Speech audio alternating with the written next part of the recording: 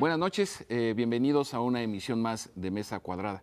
Esta noche hablaremos de las aportaciones del ADN para el cuidado de la salud. Nuestro invitado es el reconocido científico, el doctor Gerardo Jiménez Sánchez, a quien le agradecemos nos acompañe en este programa. El doctor Jiménez es presidente del Global Biotech Consulting Group, así como profesor de genómica y bioeconomía en Harvard. Hoy nos acompaña Maite Noriega, Luis Carlos Ugalde y José Ureña. Yo soy Javier Oliva y lo invito a ver la siguiente cápsula que hemos preparado sobre este tema. La era de la genética moderna comenzó en 1953 con la descripción que hicieran James Watson y Francis Crick de la molécula del ácido desoxirribonucleico, el ADN como una doble hélice. Sin embargo, a partir de entonces, los avances fueron acelerándose para culminar con el acontecimiento que marca el despegue de la medicina genómica. Esta se basa en las identificaciones de las variantes que existen en el genoma de una persona y que son las responsables de que el individuo en cuestión esté en riesgo de padecer alguna enfermedad común o bien de que sea resistente a ella. En julio de 2004 se hizo oficial en México la creación del Instituto Nacional de Medicina Genómica, con el objetivo de servir como referente y enlace nacional para el avance de las aplicaciones médicas del genoma humano. Fue en mayo de 2009 cuando se presentó oficialmente el mapa del genoma de poblaciones mexicanas. El proyecto de diversidad genómica de la población mexicana inició en junio de 2005, con el objetivo principal de determinar variaciones genéticas comunes en la población mestiza y comparar regiones diferentes de México, al igual que la comparación de esta variabilidad con los resultados del HapMap.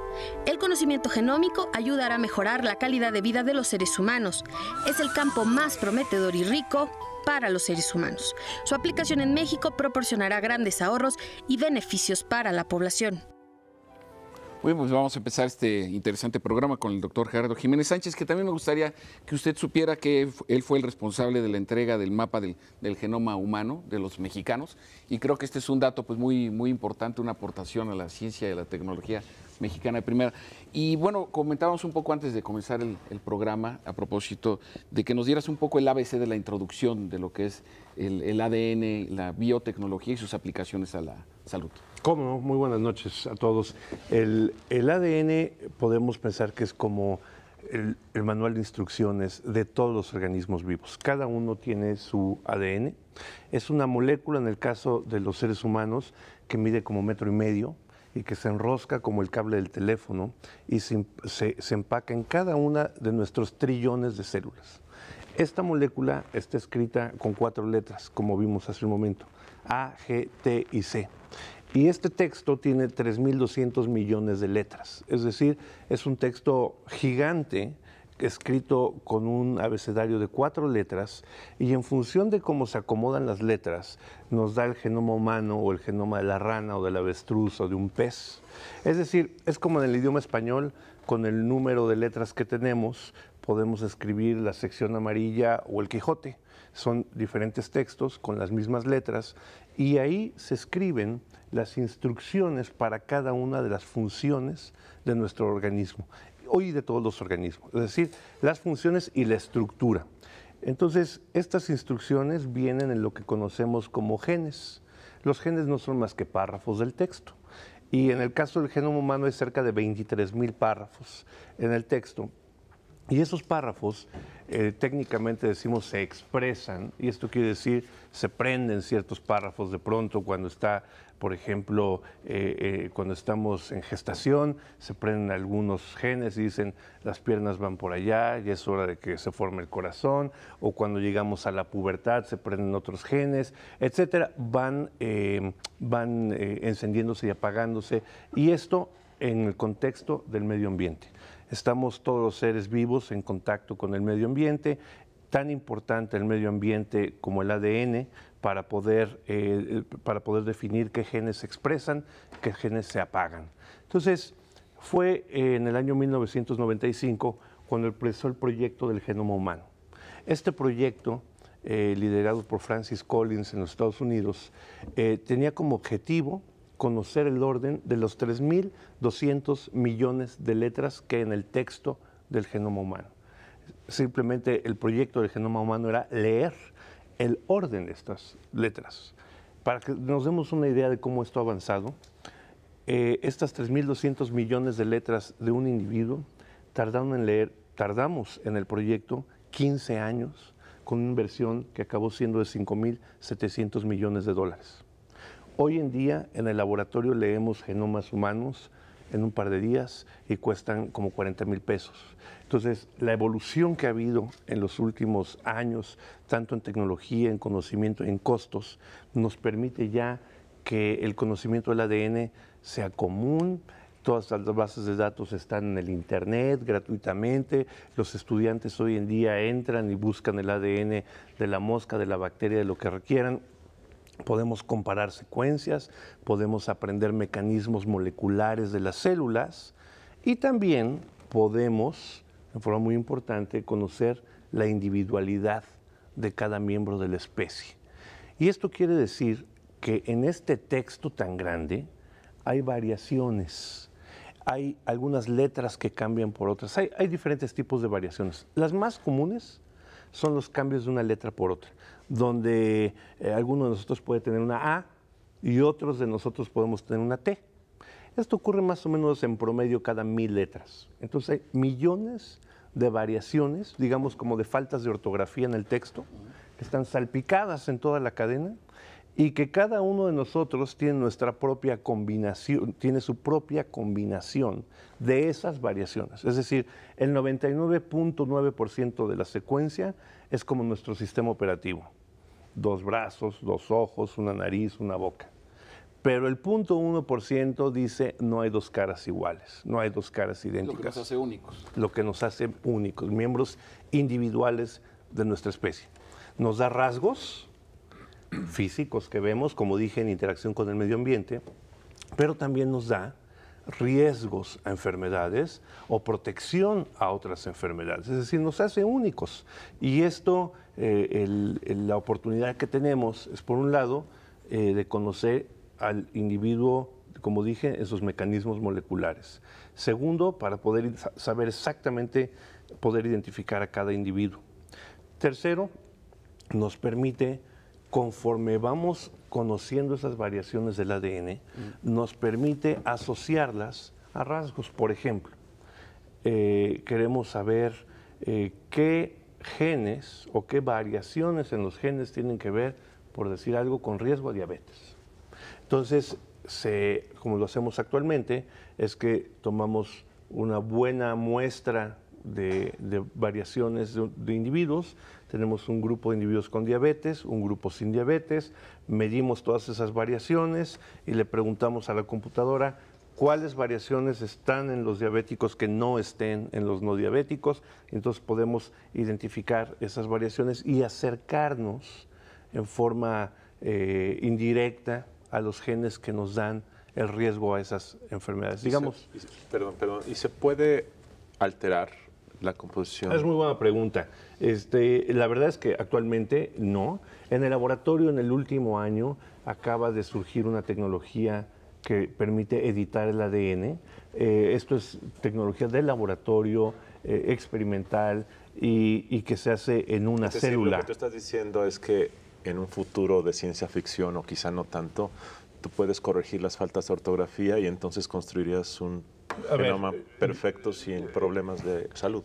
Claro que cuando uno dice perfecto es en realidad muy relativo, porque como el medio ambiente cambia continuamente, entonces perfecto sería muy difícil de definir. Además tendría implicaciones éticas importantes. Pero lo que sí podría decir es que en el futuro muy cercano vamos a poder leer el ADN de cada individuo.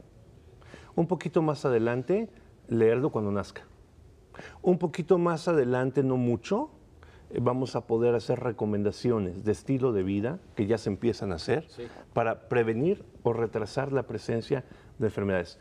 Cambiar el ADN, además de que técnicamente es imposible entrar a tus trillones de células y éticamente tiene retos muy importantes entrar a las células germinales para generar un individuo tal. Y estamos hablando de que podría haber algún cambio, como lo que se llama la terapia génica. Gerardo, pero cambiar todos es difícil. Me estamos mandando a corte y regresamos con este mismo tema. Muchas gracias. Estamos tratando el tema del ADN.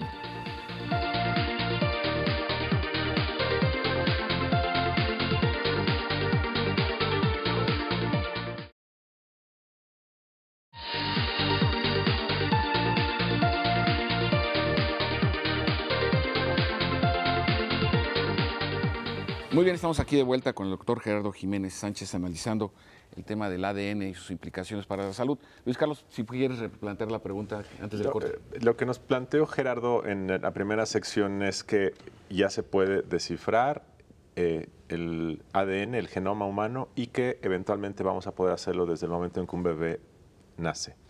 Y que con base en eso podemos recetar buenos estilos de vida con base en ese código, ¿correcto? Correcto.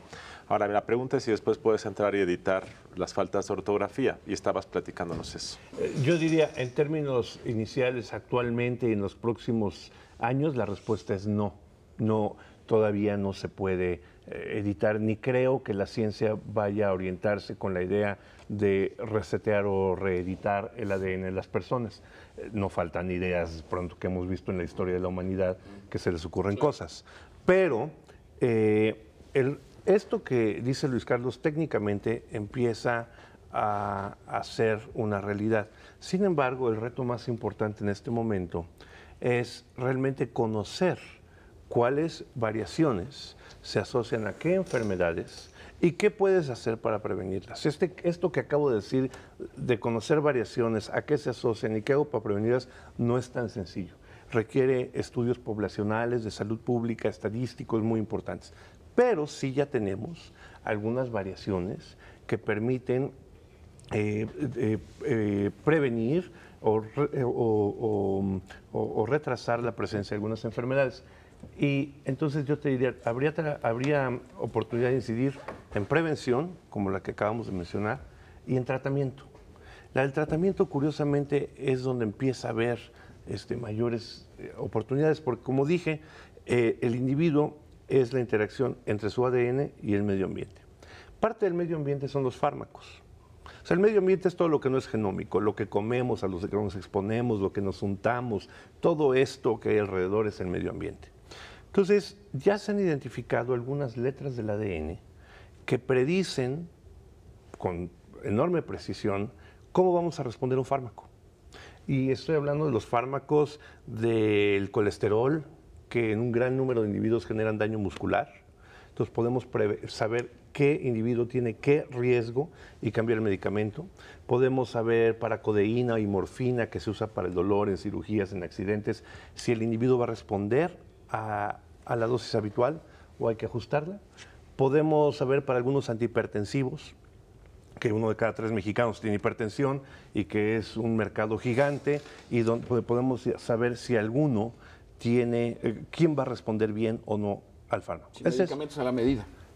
El medicamento está ahí para todos, pero tú sabes si te toca o no y qué dosis te va a tocar. Exacto. Ahora, esto tendrá una aplicación práctica en nuestro país, sobre todo si tomamos en cuenta los intereses de la propia industria farmacéutica. O sea, ¿tendrá una aplicación práctica? Comienza a tenerla y muy importante. Y esto que dice Maite es muy importante. Se ha observado en los últimos, diría yo, 8 años, una reacción de tipo péndulo en la industria farmacéutica.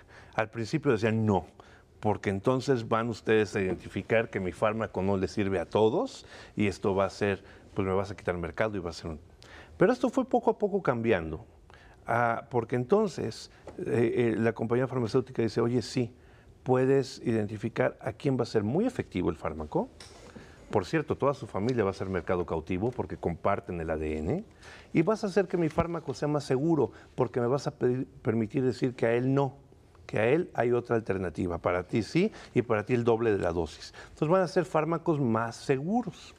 Después viene el componente del aseguramiento, del asegurador, y que dice, oye, al principio decía, esto va a ser muy caro. Sí, al principio era muy caro. Ahora la prueba cuesta menos que el medicamento. Entonces los estudios costo-beneficio empiezan a indicar que conviene. Entonces hay algunas ya en Estados Unidos, por ejemplo, hay aseguradoras que dicen, yo te hago la prueba, aunque no estás tomando el fármaco, porque tienes riesgo de que vayas a tomar este fármaco.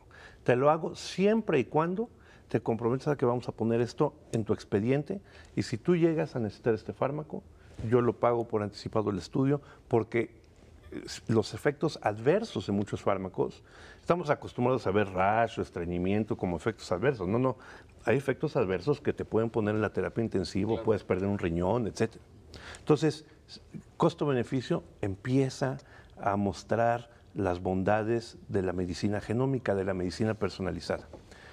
El otro gran capítulo que empieza a tener mucho éxito es que se ha identificado, ustedes saben, cuando se genera un tumor en el cuerpo humano, el ADN empieza, normalmente cuando una célula se divide es una copia idéntica del ADN, y entonces cada célula tiene una copia idéntica. Pero en el caso del cáncer hay mutaciones, otra vez faltas de ortografía, no comunes, raras, que empiezan a hacer que el ADN no se duplique en forma idéntica y no vayan copias idénticas, sino van copias erróneas, con mutaciones, volteados, con duplicaciones, que les faltan un cacho. Y al pasar eso, se rompen ciertos genes que hacen que crezca como loco ese tumor.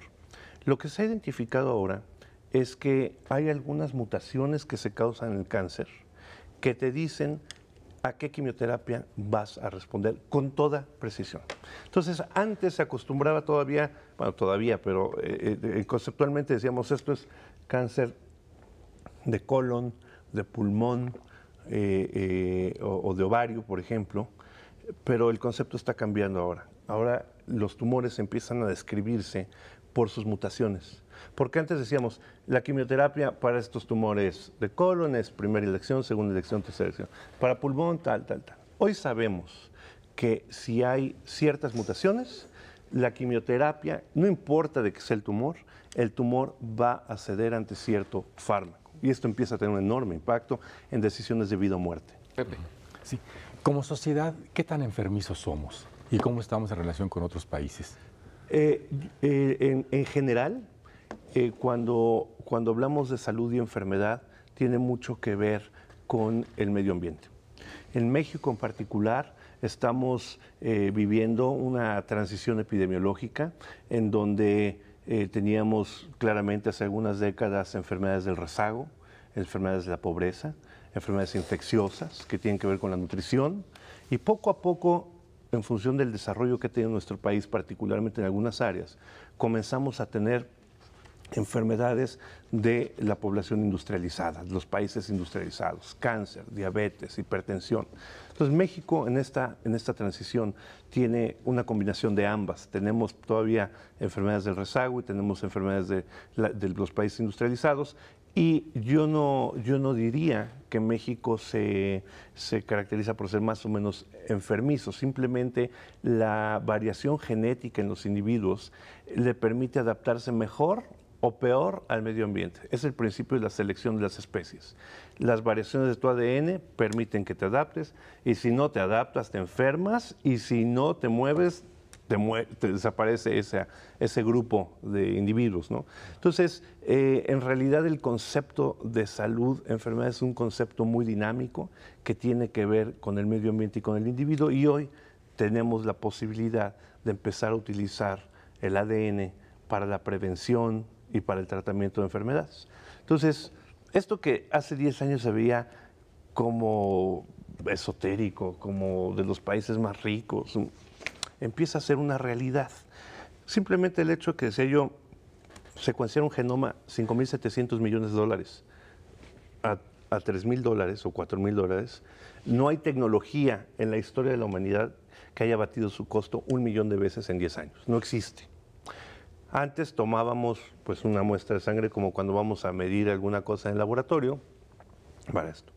Hoy en día hacemos la prueba de todo el ADN en unas cuantas gotas de sangre que se ponen en un papel, ya ni siquiera tubo, ya ni siquiera cadena de frío, ya ni siquiera nada de esto, y las puedes mandar al laboratorio y ahí le hacemos un hoyo como cuando perforamos para engargolar, sale el confeti y de ahí sale el ADN. Claro, esto todavía es costoso para la población en general, y la pregunta es, ¿quiero conocer todo mi ADN? ¿O solo quiero conocer ahorita las letras para las que puedes hacer algo como médico y yo como paciente? Porque si me vas a dar malas noticias y no puedes hacer nada por mí, pues resulta hasta cruel y poco ético. Entonces, ahí entramos al campo de la parte ética y legal, ¿no es cierto? Pues vamos a entrar a ese tema en el próximo corte, si te permites. Vamos al corte.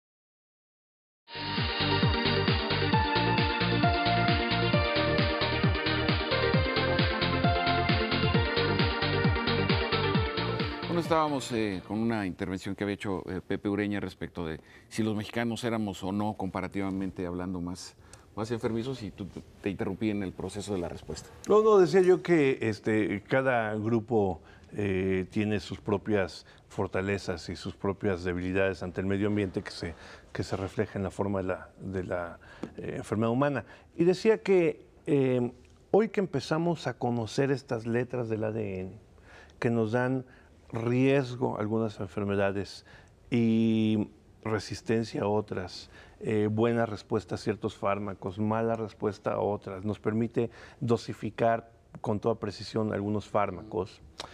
Surge la pregunta de, bueno, y una vez que, ¿quién va a conocer la información de mi ADN? ¿Quién tiene derecho a conocer mi información, mis variaciones de ADN? ¿Mi patrón? ¿Mi familia? ¿El gobierno? ¿Mi aseguradora? ¿En la escuela? ¿Quién tiene derecho a conocer mi información y qué uso se le puede dar a esa información? Y ahí vienen temas tan importantes como la discriminación, por ejemplo, la discriminación que ya es da lugar a una discriminación molecular. Pues sí, porque estamos en el terreno ya de la bioética, ¿no? Pues desde luego, porque tú imagínate que puede haber una compañía aseguradora que diga, claro, no, yo no lo aseguro, o a usted la póliza le cuesta tanto porque usted tiene riesgo tal y cual. Oiga, pero ¿a usted quién le dijo que yo tenía esas... la contratación laboral. O la contratación laboral, que son temas complejos, que son armas de doble filo. Porque aquí lo que se requiere es conocer de qué se trata. Por ejemplo, en la contratación laboral, uno diría, lo que viene uno a la mente es, esta persona tiene riesgo de estas enfermedades, me va a costar, me va a faltar de tal, no la contrato. Pero al mismo tiempo, hay ejemplos que han llegado a la Suprema Corte de Justicia de los Estados Unidos, en donde en un caso el empleo era pintar aviones. Y la pintura de aviones tiene un elemento que se llama berilio. Y hay una variación que te da toxicidad para el berilio. Entonces, esto es una forma de usar el ADN para proteger a ese individuo de la situación laboral y que no se vaya a intoxicar con eso. Entonces, es un arma de dos filos y también tiene un contexto cultural. Por ejemplo, hay casos que hemos visto muy sonados, también que han llegado a la Suprema Corte, donde la chica se hace el estudio para riesgo a cáncer de mama. Y naturalmente, cuando en la cultura mexicana, pues llega y lo platica en la familia, a la hora de la cena, y dice la hermana, pues oye, yo podría tener riesgo, y qué bueno que me dices, yo también me lo voy a hacer porque puedo prevenir. Claro. En la cultura norteamericana, el caso que ocurrió es que la hermana y la otra familiar dicen, yo no tenía por qué saber esto, y tú me estás generando un estrés que yo no te pedí. Esta información no pedida, así que te voy a demandar. Demandar a la hermana. Y claro, entonces ahí viene la pregunta de quién tiene derecho a saber y quién no tiene derecho. Entonces, el tema de la discriminación... Hasta para matrimonios esta información puede ser la procreación, digamos. Sin duda. Y eso que dices, ya hay comunidades religiosas que utilizan y que acumulan algunas mutaciones y que lo sabemos y que entonces ellos estudian antes de casarse si son portadores de la enfermedad o no. Pero, por ejemplo, esos son temas importantes y que requieren regulación y desde luego en México se requiere regulación para el tema del acceso y uso de la información genómica. En Estados Unidos existe la ley GINA, que es la ley que protege contra la discriminación en seguros de gastos médicos por el conocimiento del ADN. En México solamente existe el principio general de la no discriminación. Pero llegan otros retos éticos importantes para sociedades inequitativas como la nuestra, sociedades con grandes diferencias como la nuestra, que se refieren a los derechos al acceso. ¿Quién tiene derecho, quién tiene acceso a los estudios de ADN para el cuidado de enfermedades tan comunes como mencionábamos hace rato, hipertensión o diabetes, si se desarrollan estas pruebas? son pruebas para los ricos solamente, son pruebas para todos, el gobierno debe invertir en llevar estas pruebas, éticamente quién tiene respuesta y quién tiene el acceso. Y desde luego esto va aparejado con el reto de la educación de las nuevas generaciones de médicos, porque hoy en día los médicos damos recomendaciones con base en el colesterol o en la glucosa que nos enseñaron en la escuela, pero el ADN todavía no es materia común en la educación médica. Entonces, que el médico te pueda interpretar esto es otro gran reto. Entonces, creo que aquí nos estamos enfrentando a retos de tipo de política pública en términos del acceso, de la infraestructura disponible, de qué informo y qué no informo, y cómo esto puede llevar a una medicina personalizada para todos. Vemos en todos los países industrializados, los países miembros de la OCDE y algunas economías emergentes como Malasia, en la India, en China, en donde ya esto es parte de la cultura general, ya empieza a haber marcos regulatorios que estimulan todo lo que se refiere a prevención y a tratamiento y previenen lo que tiene que ver, con discriminación y ese tipo de cosas. Entonces, conforme más vamos conociendo, los retos son cada vez más amplios, la ciencia va muy rápido, particularmente la ciencia genómica, y la regulación no va tan rápido. Y aquí el riesgo es que si no hay una regulación que acompañe al desarrollo de la genómica, que ya es imparable, el riesgo es que habrá discriminación, habrá estigmatización, el acceso será no será equitativo, etcétera. ¿Han tenido ya algún acercamiento con algunos legisladores o con algunos científicos para aproximarse a lo que podría ser una regulación? ¿Cuál ha sido la respuesta?